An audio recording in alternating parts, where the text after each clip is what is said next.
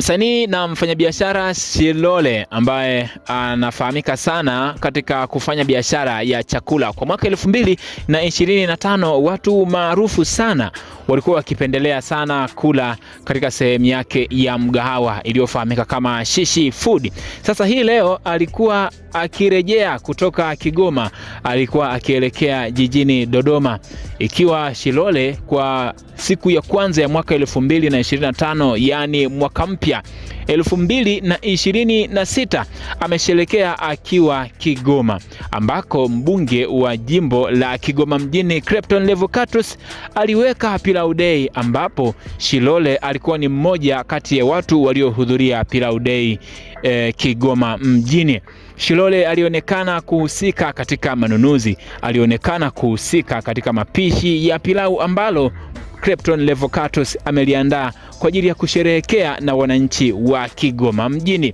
Leo usiku alikuwa barabarani kurejea jijini Dodoma katika eneo la Maragarasi. Jambo la kustaajabisha, Shilole amepata ajali ya gari, ambapo taarifa ya mbunge wa jimbo la Kigoma mjini Clepton Levocatus imethibitisha kutokea kwa ajali hiyo katika eneo hilo, ambapo mpaka sasa haijafahamika ni wangapi wamepata kadhia kutokana na ajali hiyo ambayo Shilole ameipata.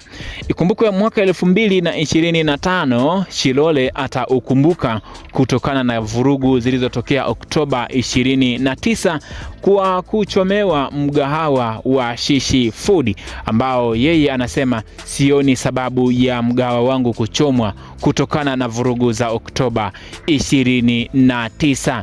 Shilole alikuwa akiutumia mgahawa ule kwa ajili ya kujipatia kipato, lakini cha kushangaza mgahawa ule ulichomwa moto, ikiwa ni mmoja kati ya sehemu zilizochomwa moto. Oktoba 29, sehemu ambazo zilichomwa moto ni sehemu za kuuzia mafuta, yani sheli, vituo vya kupigia kura, pamoja na maduka ya watu binafsi, likiwamo duka la mwanamuziki wa hip hop Bill Nass nalo lilichomwa, pamoja na sehemu mbalimbali za vituo vya mabasi pia vilichomwa moto. Shilole kwenye moja ya nukuu ambayo ninainukuu kutoka kwake baada ya kufanya mahojiano na Wasafi FM alisema, sioni sababu ya mimi mgahawa wangu kuchomwa au mimi kuwepo na kupiga kura ndio sababu ya mgahawa wangu kuchomwa, ila naamini Mungu aliyenipa pale ambapo nimepoteza atanipa mara mbili ya nilipopoteza. Na nuku kutoka kwake Shilole ambaye amepata ajali hii leo.